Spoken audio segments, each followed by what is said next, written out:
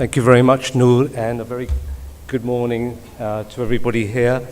The panel discussion is around business models and artificial intelligence, emotional intelligence. I've been working in the accounting profession for almost 30 plus years. And my understanding of the business model, like everybody else here in the audience, is that we have inputs, we have a business process that takes those inputs and converts those inputs into something valuable that then customers buy, and we create value and we create outcomes.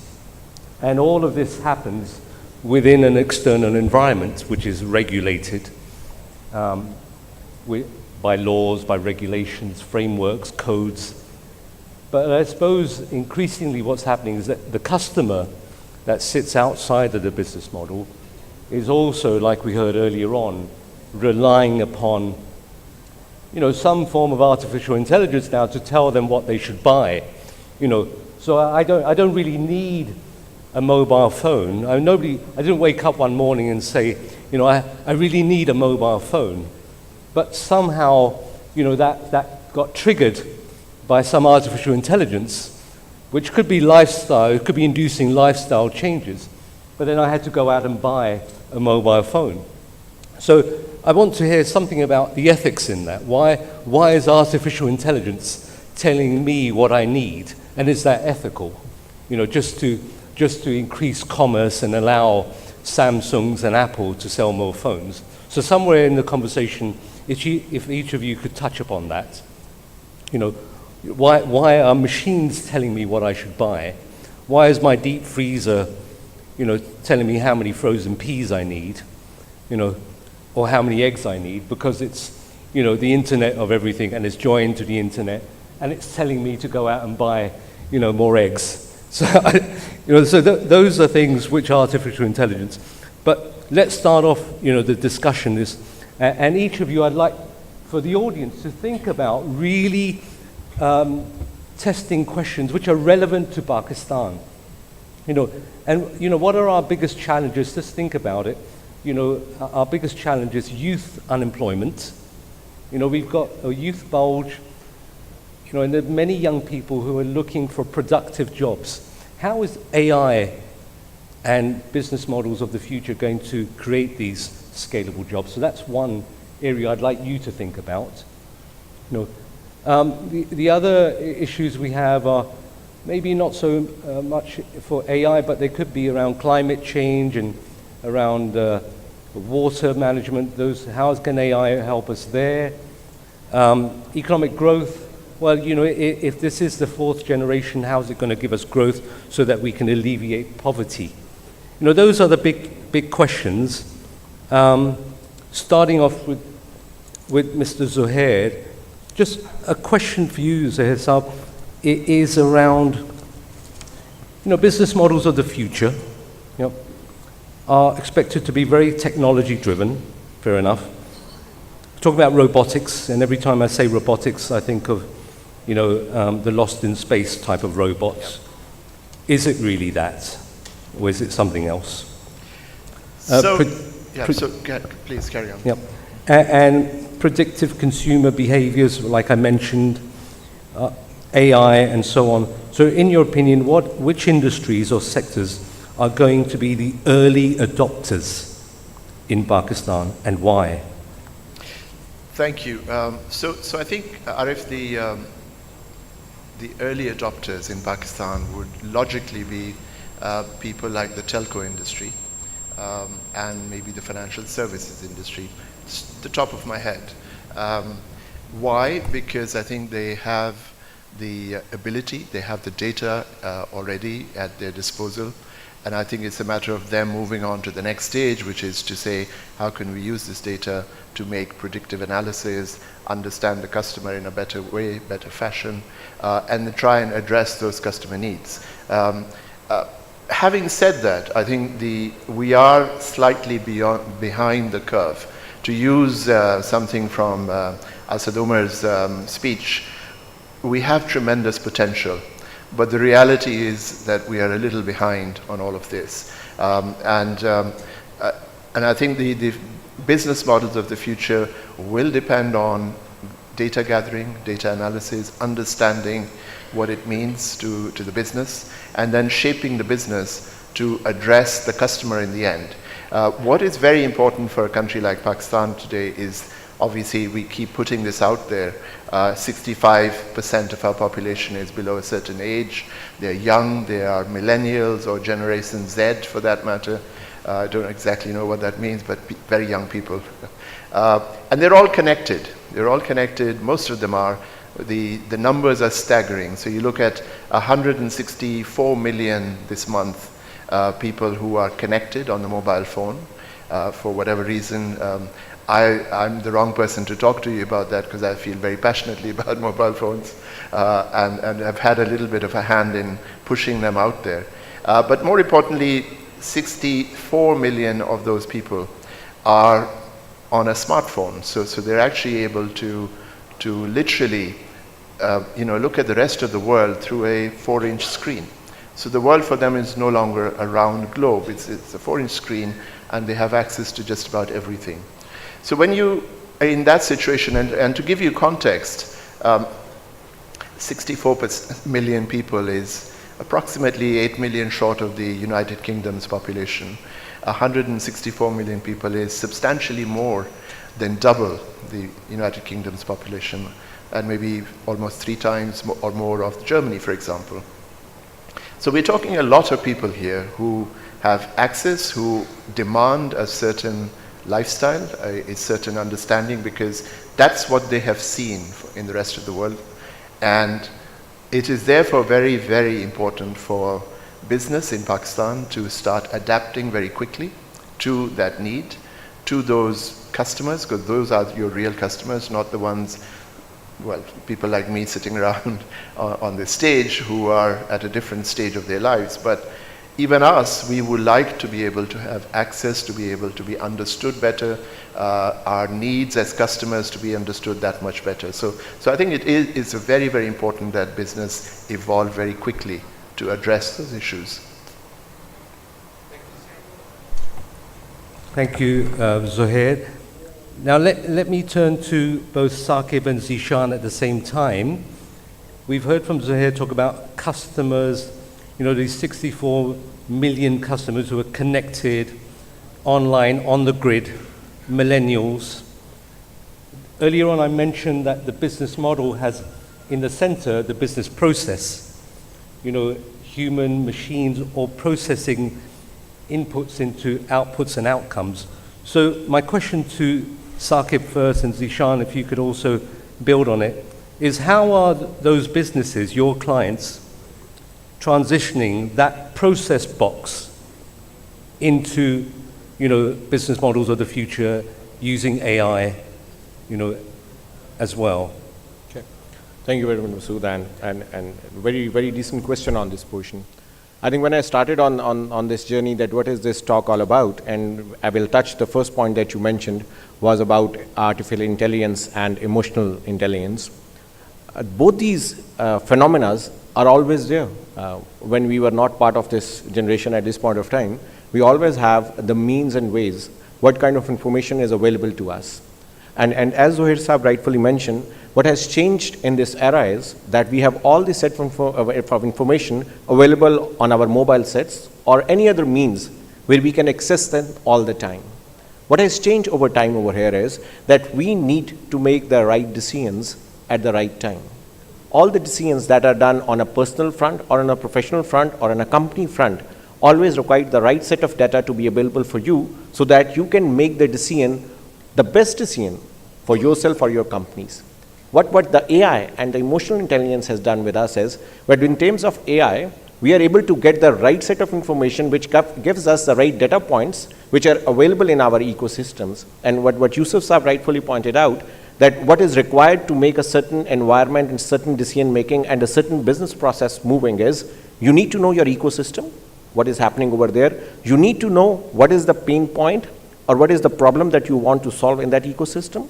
And the third thing comes in how you are going to do that and how you going to use the best human capital that is available from you and make utilize that to achieve that business process and the business result that you are talking about.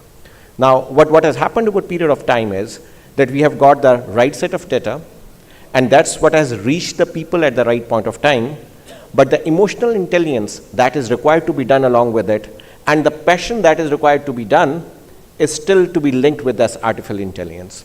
I always give this the example that we are talking about driverless cars, for example. They will be coming in, all the artificial intelligence will be working, sensors will be working, and somewhere in this driverless car, some decision will come when this car has to make this awkward decision to come into an accident where there's an 80-year-old guy on the right-hand side and a 6-year-old kid on the left-hand side. And that's where this emotional intelligence comes into picture, that which decision, which tough decision, has to be made at very point of time in that split of seconds.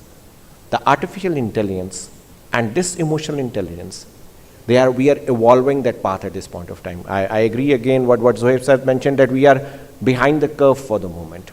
We are the ones in Pakistan, and I want to relate this discussion to Pakistan now, that we are working and going very hard towards our customers. And one of the points that you asked about, that are our customers or are our decision makers ready to make that business process working?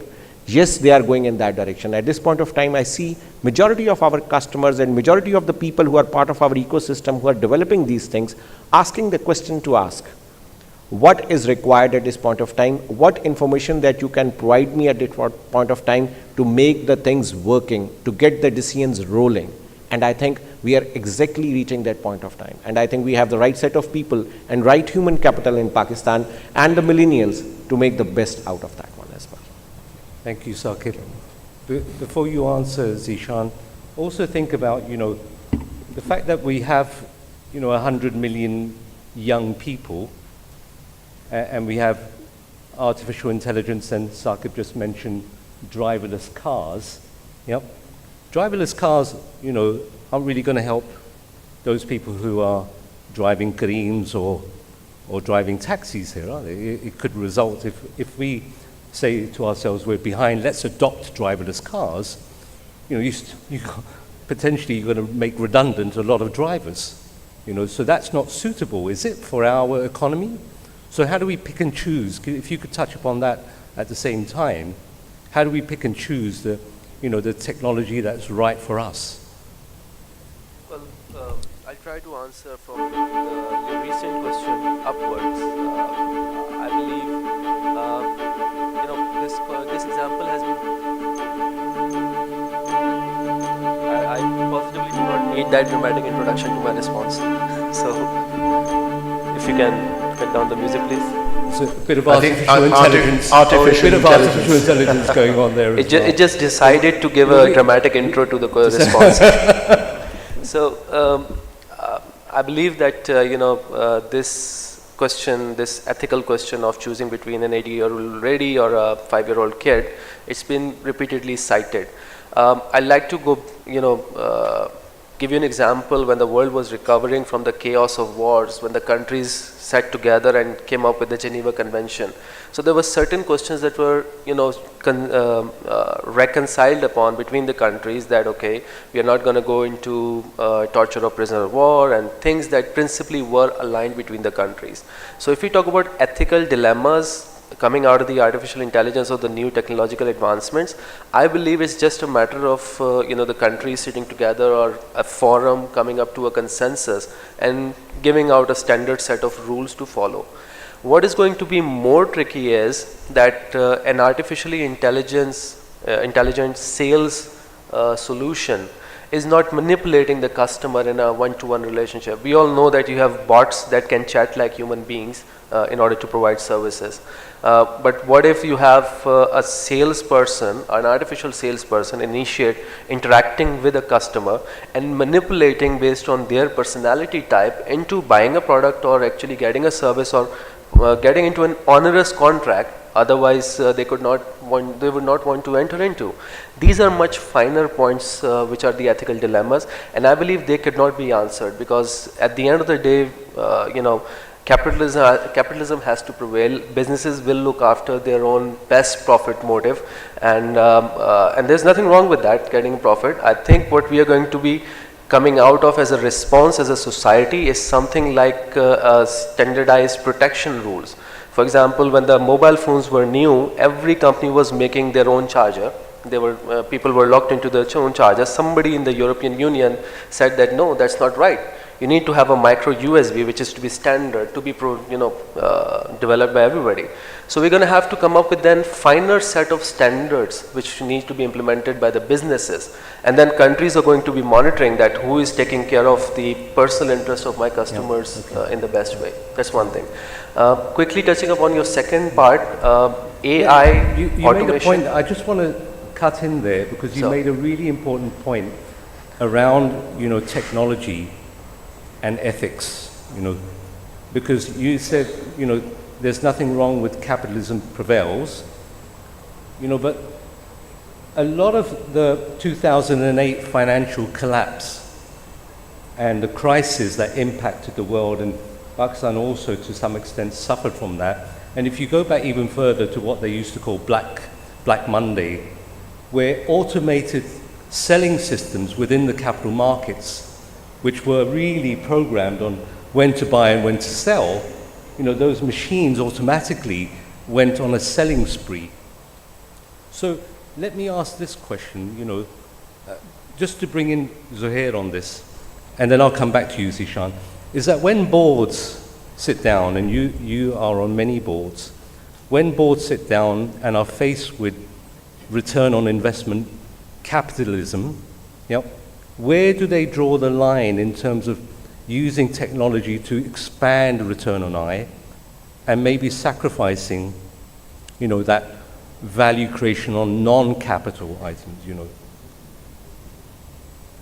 It's an interesting question because I can speak for a couple of hours on it. A couple of hours, just a couple of minutes. A couple of minutes. So look, you referred to the economic crash in 2008, for example. One happens periodically, I think. The one in 2008 was particularly devastating. It also brought about, I think, what I think, and this is my theory, and I'm going to go for a minute on it, is that it also, we saw the death of capitalism 1.0, or whatever we've been practicing for the last 50 or 60 years. And as a result of that, 10 years later, we've still not fixed it because nobody's admitted that it kind of failed. And it's also affected this concept we call democracy. So I'm going off a little bit on a tangent here, just for a minute, bear with me. And then you can see the examples of that with what's happening with the UK, with Brexit, with the Trump phenomena in the US, a lot of right-wing extreme parties in Europe, for example. So we are also seeing a whole crisis around the construct we call democracy. And remember, again, it's a construct happened probably about a century ago, so it isn't a very modern one. It is a modern one, it isn't a very old one. But coming back to what you were talking about earlier in terms of boards and their ability to decide. Again, I think what has happened over the last maybe 10, 15 years, as I've watched through my career, is that everything's become short-term.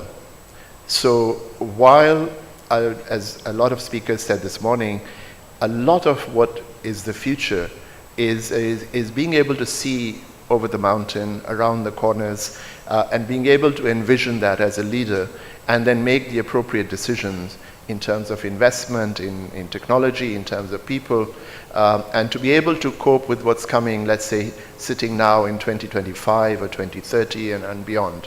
But what has unfortunately happened because of these various events that I just described earlier, I personally think everything has become short-term. And people worry about the end of the quarter, and the CEO, even the directors on the board, their incentive plans, their comp packages are geared to that quarter end. And so it's a crisis of governance, in my opinion, not just Pakistan, but around the world at the moment. I've been fortunate enough to sit on various boards in different parts of the world, and I see the same phenomena over and over again. And therefore, although we talk about all of this stuff, about artificial intelligence, about emotional intelligence, about the future, very little investment is being made in that, generally speaking. And the reason is that people are just not able to incentivize themselves to look far enough to what's happening or coming in the future. Yes, I certainly agree with you about short-termism. You know, the entire sort of capital markets are geared towards short-termism. And, you know, but a lot of the non-financial value creation is all about looking beyond, you know, the Margala Hills and looking ahead. Let me bring in the two academics as well on the panel, and then I'll come back to you, Zishan, again. You know, so short-termism, you know, within the academic world, and I'll start off with you, Yasir Saab. You know, in the academic world, how is the upcoming talent increasingly becoming more familiar with artificial intelligence and with emotional intelligence as well? So let's bring that into it, because emotional intelligence is about empathy, it's about understanding yourself and your own sort of emotional capabilities on how to manage surroundings, which are increasingly becoming technology driven. So what are you doing with the upcoming talent in order to familiarize them with AI and EQ as well? First of all, emotional intelligence so far is not a full-time program anywhere in the world. Like even in the US, if you look at, for example, MIT or Carnegie Mellon or the world leading universities, it's not a full-time program anywhere, but it's usually inculcated into the, you know, like the overall teaching. For example, in different courses, you could have content which could teach them in particular context how they could, you know, react or something. So it's communication skills and a lot of other courses like that train them for this kind of thing. What I find is that clubs and society activities actually contribute a lot towards training students how to react in certain, like for example, debating, declamation, the English-speaking union, and all sorts of things which most of the universities have. So it's more practical, it's more hands-on when it comes to the emotional intelligence or like the emotional quotient training. And of course, students have like interaction with each other. I mean, that's the difference between Coursera and a university, right? So having people-to-people interaction actually automatically trains them to, you know, things like that. When it comes to AI, there's a lot of more direct investment.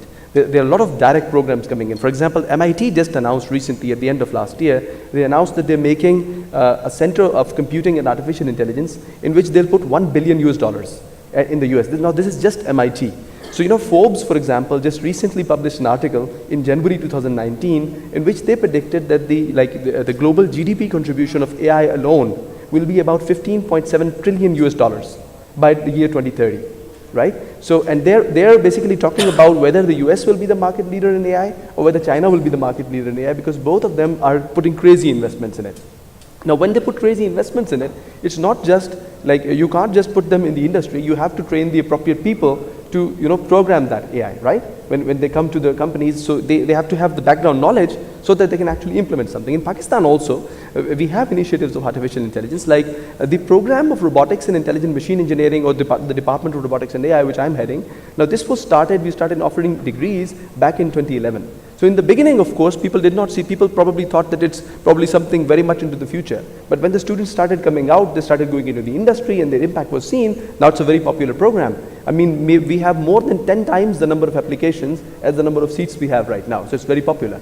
So recently, the new initiative of the government is the National Center of Artificial Intelligence, in which the government has dedicated 1.1 billion rupees. I wish it was US dollars. So it was 1.098 billion PKR that the government has put into it. So I happen to be heading that too, and we are establishing centers in different, they are industry, academia, collaborative centers, but they're based inside universities. So we have, for example, in NED Karachi, we are basing 2 labs. We're placing 2 more labs in Lahore, one in UT Lahore, another one in Punjab University. In Peshawar, we're placing 2 labs in UT Peshawar. In Islamabad, we were going to have 1 lab in CIIT, Islamabad, the Comsat University, Islamabad, it's called now, and 2 labs at NUST, with the central headquarters also at NUST, which I'll be heading. So there's like, how we select people for this is through competitive evaluation. People are already working in AI. There are already examples of success. Some of the people that Yusuf mentioned in his talk just now are part of the center which we have.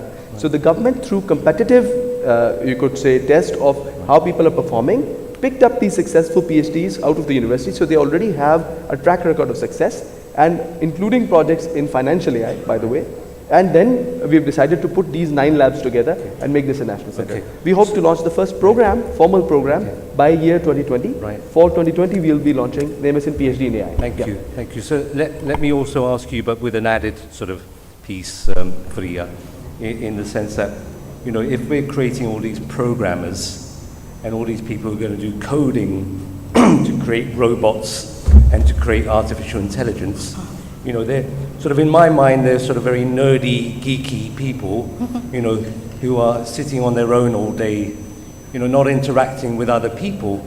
And then on top of that, you're trying to teach them emotional intelligence, you know, I assume. But emotional intelligence comes through meeting other humans. Absolutely. So what are you doing, you know, as an academic to sort of bring in that sort of emotional intelligence piece and not just create, you know, nerdy, geeky robots? All right. Thank you, Arif. Well, to begin with, I would actually first like to put emotional intelligence in some context. I'd like to take you back in 1997, though it would expose my age, but okay. 1997, I did matriculation with flying colors. I was like on top of myself, did so well. My father gave me one book that I brought here. He gifted me this book called Emotional Intelligence by Daniel Goleman. He wrote this book in 95, and the premise was why EQ can matter more than IQ. This book was based on 5 principles: empathy, self-awareness, self-motivation, and managing relationships and emotions. Interestingly, just last year, which is 2018, we are 25 years into time, last year, HBR, Harvard Business Review, issued a series of articles on emotional intelligence. And you would be amazed to know the titles that they put there as key components of emotional intelligence. Please note: 1, focus and concentration; 2, compassion; 3, collaboration; 4, gratitude; 5th, and very interesting, happiness. So, connecting it with the upcoming generation and the strategic business leaders of tomorrow, the dynamics are evolved. It's no more about empathizing only. It's actually more about the self-discovery and being at the best of yourself as a human side. So I believe it's a vicious cycle with the technological advancement that actually had a dent on our emotional health and emotional intelligence, but pursuing more in the artificial intelligence front that actually is making us realize and understand that the human factor needs to be incorporated. In fact, that is going to be the only distinguishing, determining factor for success of tomorrow. So linking it with what we are doing with students, I would endorse what Yasser said earlier, that a brick and mortar university itself actually provides that platform where you actually interact with people, you actually have to have those situations where your emotional intelligence is challenged. Furthermore, the clubs and societies is a platform that really helps students build upon that skill set. And thirdly, contribution to social responsibility and community development activities that is now being endorsed at several universities, help them build on that platform. Thank you, Faria. So before I move on to Saqib, just I'd like you to build upon this question. Firstly, Sean, so if we try to look into the future, as our earlier keynote said, scan the future, the horizon, and there's development of AI, and there's a realization that emotional intelligence also has to develop at the same time, where is that future equilibrium point for us of AI development to its optimum and EI development as well at its optimum? So where is that future equilibrium point taking us? What does the world look like in the future? If you close your eyes, each of you, and try and imagine that future world of artificial intelligence, robots, and also us being empathetic, being self-discovered, and growing our businesses with EI, what does that future look like? It's a very big question, but I'll try to venture on it. I think the future is from the one of the words that were in the keynote speech, saying that AI as a peer, and I think the future world, we need to see AI literally as a peer, meaning there might be artificially intelligent independent directors on the board, ensuring proper corporate governance, protecting minority interests, shareholder interests, artificially intelligence financial expert on the board of the companies, or simply your co-workers, which are are slightly above the level of robotics. They're intelligent, they're making their own decisions, they're evaluating situations on their own. They have those deep learning algorithms, and these artificial peers are working on some standard, globally accepted standards of their operations and the ethics of their decisions. Because I'm not a coder, obviously, but there is one big concern with the artificial intelligence, the black box of decision making. I think you guys know what it is called, but we might not want to decipher that black box, otherwise it won't be artificial intelligence, but we might have certain set of ethical and conduct based rules around those. So the future perfect world would have those globally accepted standards and rules, and the peers working alongside us everywhere. Okay. Saqib, do you agree with that notion that the future equilibrium point is about AI as a peer?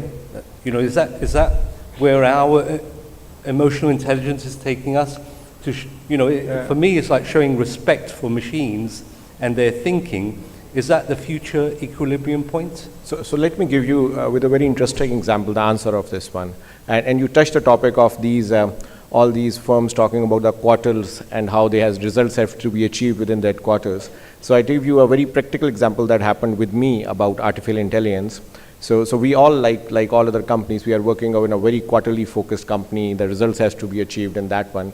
So by the end of Q3 back in 2017, our company came back to me and said, you are running a business in Pakistan, you are achieving results, but we have analyzed over the period of past 6 quarters that you have achieved results, but you have not achieved results the way you have been predicting the business. So if we see your end and bottom line that there is a certain number has to be achieved, yes, you are doing it, but the way you and your team is doing it is not the right approach, and we don't think that the business can be sustainable about it. So how the artificial intelligence is touching that portion, and let me go into detail. He said that at the start of a certain quarter, you predict you will achieve a certain number through a certain of deals or opportunities that you will achieve. And the end of the quarter when you reach, but you tell us at the start of the quarter, only 25% of that opportunities or deals that you said are actually achieved. The remaining number that you achieve, 75%, they come out from somewhere else that are either not predicted, either you don't know them, or either your team doesn't know them, and you don't know the forecast.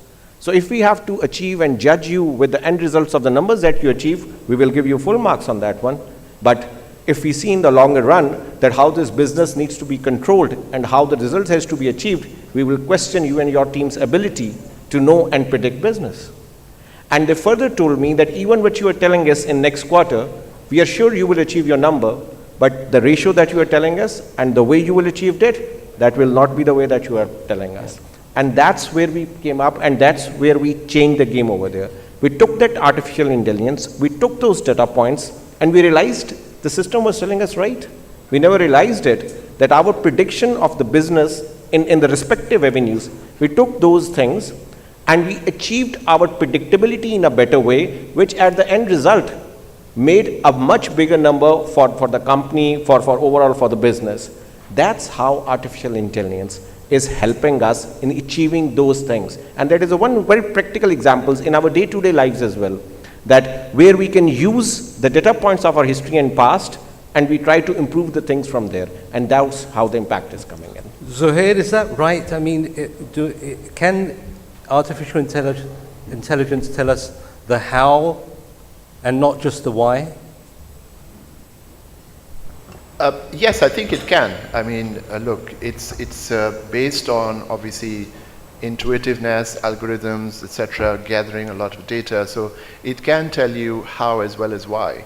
But just like Saqib said just now, you know, there is a danger here that we depend too much on the automation, the data itself, without bringing in the human element into it. And I think that's the kind of dilemma that we're all in at this point in time, as leaders, corporate leaders, as business people, even young people. I mean, I have the opportunity to work for a lot of young people right now, mostly startups, young entrepreneurs. And you can see that their ability, as you said, geeks, nerds, they are very, very good. They're very bright. They are as good as anybody else in the world. They're able to churn those technologies out. But when you talk to them, their soft skills aren't there. Okay, and so therefore the how of the question that you just asked is sometimes missing. It's always about why we want to do this, because there's a market, because somebody's predicting it, because there's a whole load of data telling me go in this direction. But I think there's a piece missing, which academia has to play a major part in, but also corporations have to play a major part in, businesses, small businesses, in investing in that element called emotional intelligence. And it doesn't mean always money, okay? It is a lot of different things that can be done. To give you an example again, and I'm kind of plugging the National Incubation Center here, where we work with, let's say, up to 200 young people every year.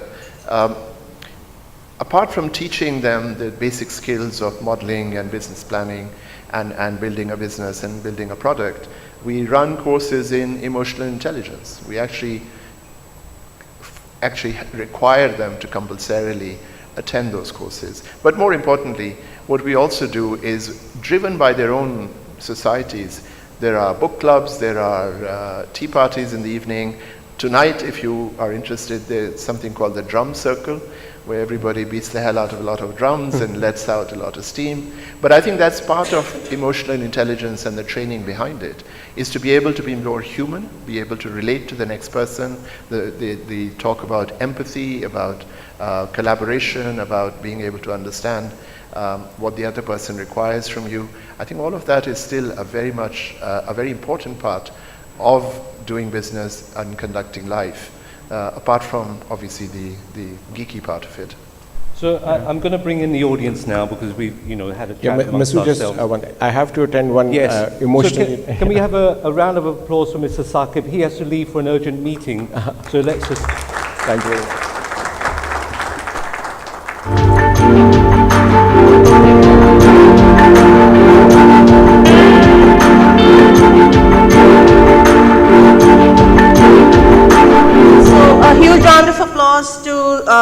Saqib Saab for coming from SAP. Saqib Saab, thank you so much. Robert will be giving you a memento right there. Right, thank you. We can carry on. So with the permission of the panel, we'll take some questions from the audience, because I think we've said enough. So Ayla's got her hand up very quickly. Ayla, koi mic, Ayla ki taraf koi roaming mic le ja. While the mic is going there, we also have some questions that are popping up on the screens. We'll take a few. Thank you, Arif. Thank you, panel. I've got a question which is sort of slightly different from what was discussed, and that's why I wanted to ask. And it sort of immediately popped up in my mind when Zuhair mentioned about how people are sort of connecting with doing a lot of out-of-work activities, whether it's playing music, whether it's doing recharging by sort of using their creative skills. What is emotional intelligence telling us, and artificial intelligence telling us to move forward in a direction where we understand the human psyche more? Because with the age of technology, people are sort of so much using technology, and everybody is so competitive in today's world. Everybody's sort of making sure that everything comes on social media. They are the first ones to sort of push the button. Everybody sort of doing all the tick boxes, but the human interaction, the real human sort of connection is missing. So just your thoughts, Zuhair, maybe on that, or maybe the other panelists. Yeah, thank you. Okay, so let's take some more questions at the same time. So if you keep a note of Isla's questions. Any other questions from the audience? Gee, the chap there on the second table. If you could introduce yourself as well, kindly. Hello, sir. Thank you for coming, and thank you for organizing such an event. My name is Junaid Ashraf. I am the Group CFO of Shaheen Group, which is the leading steel manufacturer. I just want to draw just one simple question from your point of view. I would like to draw your attention. Recently, I have connected with so many people at the group level and even at the, at the local bodies, local entrepreneurs, local business. But the entrepreneur or the business leaders are basically ready to invest on AI, but they are not have some good motivation on investment on EI, emotional intelligence. There is so much gap. So can you please explain that aspect? Because there is a lot of missing that people, want to upgrade their machines, but not the people who are basically the operator of that machine. So please, can you please? That's a good question. So let's take those two first, because I think, they're both really interesting questions. So would you like to kick off and then we'll come to you? Sure. Yeah, I think first to address Isla's point, yeah, it's a crisis. And I see it everywhere. In my home, for example, I have two young ones, they're in their 20s, and you have to actually say, guys, please put those phones down. I am sure you all live with that, right? But also, I think there are important issues that I will try and draw on. For example, I'll tell you a story. When I first came to Pakistan back 30 some years ago, after 10 years in the UK, I went for an interview to a very blue chip company. They were looking for young chartered accountants. I happened to be one. I turned up. I had a 3-hour interview with the deputy chairman, the head of HR, and the head of finance. And in those 3 hours, we discussed everything except the fact no one asked me, are you qualified to do this job? Because they assumed, because I had a degree, an ACCA degree, that I was qualified. What they were looking for was the human. And for 3 hours, we talked about restaurants in London and theatre and pubs and bars and bookshops and so on and so forth, at the end of which I was offered a job. It was as simple as that. When I, many years later, hired people for a company I was a startup with 25 some years ago, I met people. I said to them an hour later, I said, you're hired. And the guy said, what's the job? And I said, well, we figure that out later because you're a really bright young man. Let's go with it. Today you find, and my kids are part of it, you end up at these interviews after you've sat online tests on modeling and psychometric analysis of your personality, blah, blah, which is all driven by AI somewhere in the background. And nobody really looks at the human being anymore.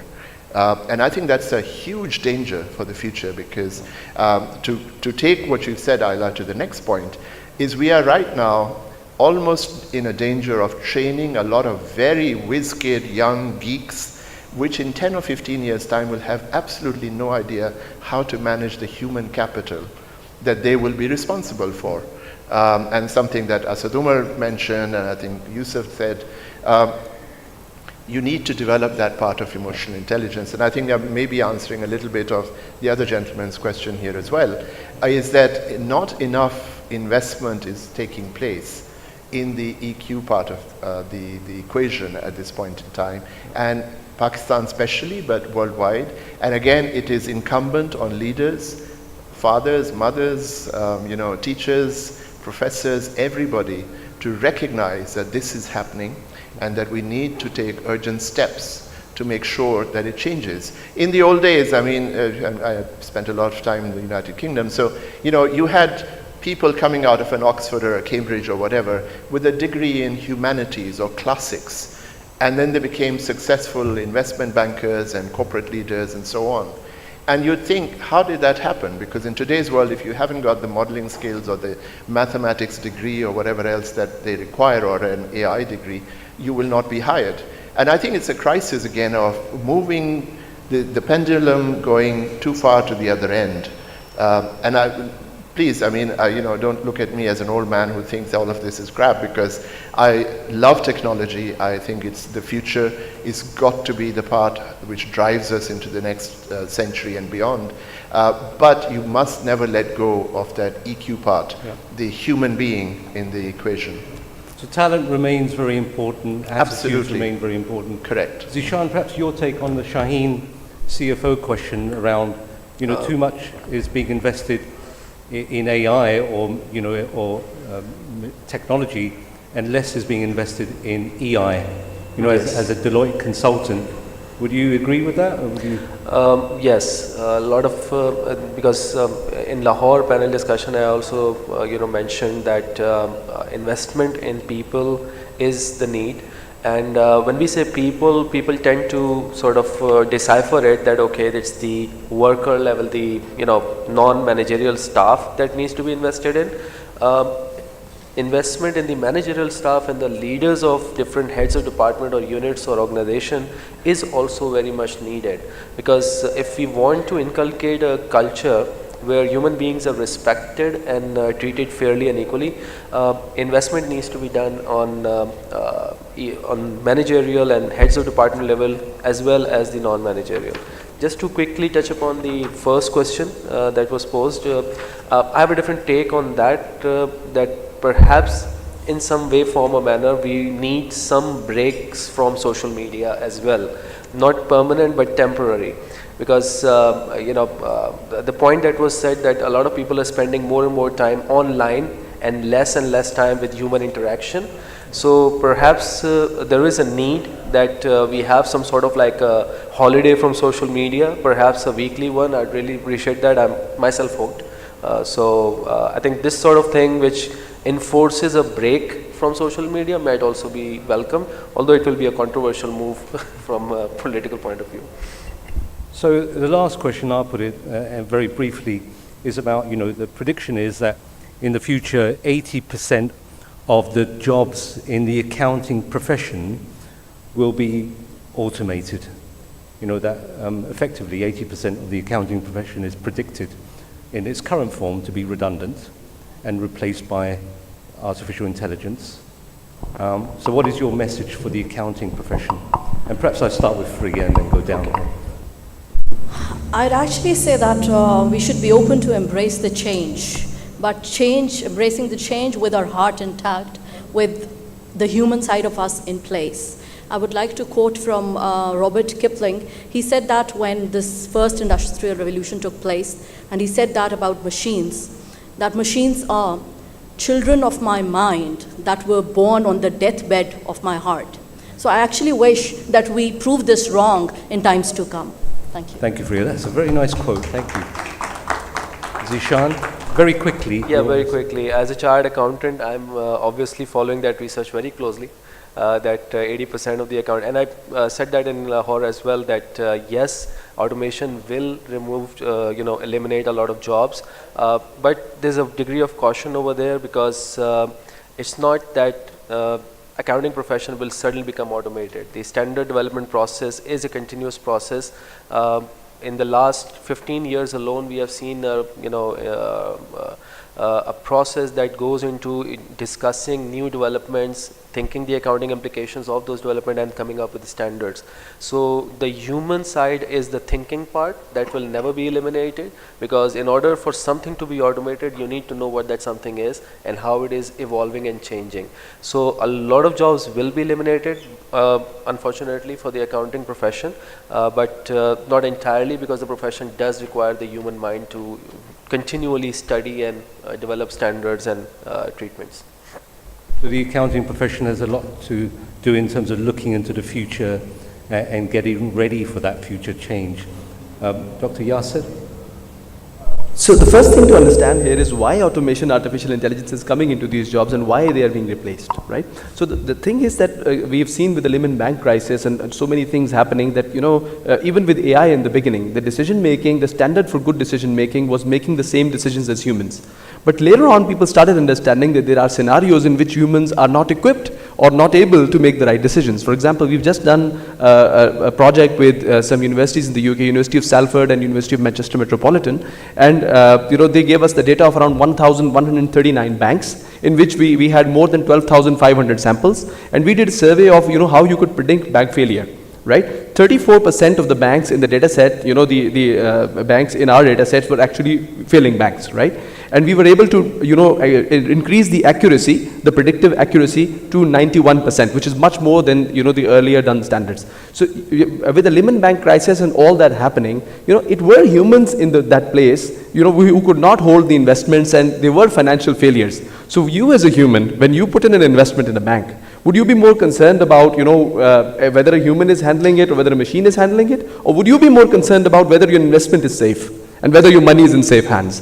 So for the accountants, for the people managing that job, the main thing is that if there is a technological tool that can help you do your job better, to run your bank better, to run your financial institution better, if you become more able to use that tool and apply it to your job, you'll end up becoming the better firm. So you'll get the more business, right? So jobs are never really replaced. It's just the nature of the job that changes, right? So the robotics revolution, for example, it was in 1985 that the world started with the third industrial revolution. The whole industries started to become roboticized. What has really happened? The countries in which this has happened, like for example, that you go into the Nagoya plant in Toyota, and every car is there being manufactured by robots. Have the humans, lost? What is the percentage of humans that are just going around jobless in Japan? Much lesser than Pakistan. We don't have robots. Do we have the jobs? So better manufacturing, better investment handling, better financial analytics is what the business of the future is. Right. And AI is the integral part of it. That is why we need to embrace this change. Very simply. Thank you. Thank you, Dr. Yasir. Zohair, you're ending, you're a qualified accountant yourself. Yes. But a reluctant one. Like myself. But we're not doing the orthodox accounting work any longer. No. We are probably strategic business leaders, trying to build on capacity and character. So what's your message for the profession in that future world? So look, it's not just the accounting profession, it's the legal profession, it's the banking industry, it's production, everything is going to AI, to automation, and obviously that means a lot of the traditional jobs that have been done over the years, over the century, are going to disappear. But all the more reason that human beings are able to evolve to the next stage, because the very mundane, very ordinary parts of the jobs will no longer require a human being to interface with them. They'll all be done by a computer somewhere, whether it's predictive analysis or a lot of the regular churning of data, for example. But I think it's not a threat to humankind. I think it's the next stage of evolution.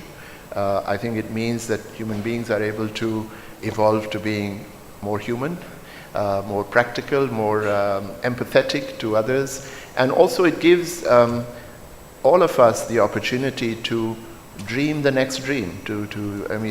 All of this happened because humans enabled it. Okay, artificial intelligence didn't come out of the ground one day and became what it is. It was created by us human beings.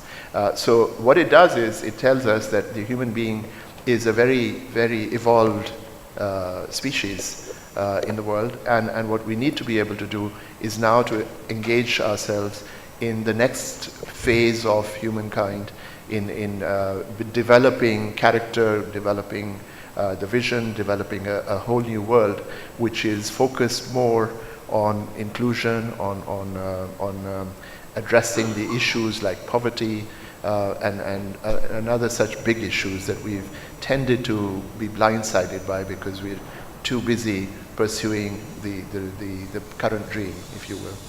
Thank you, Zohair. So let me bring this panel discussion to an end. We have to be fit for the future, and we have to put the right people in the right jobs, as the finance minister mentioned when he was here. So take those thoughts away with you. Try and discover more about AI and EI and how you can build those capabilities in your own organizations and, and push your organizations out to optimize and to create jobs and create services. So on that note, please thank the panelists with a big round of applause.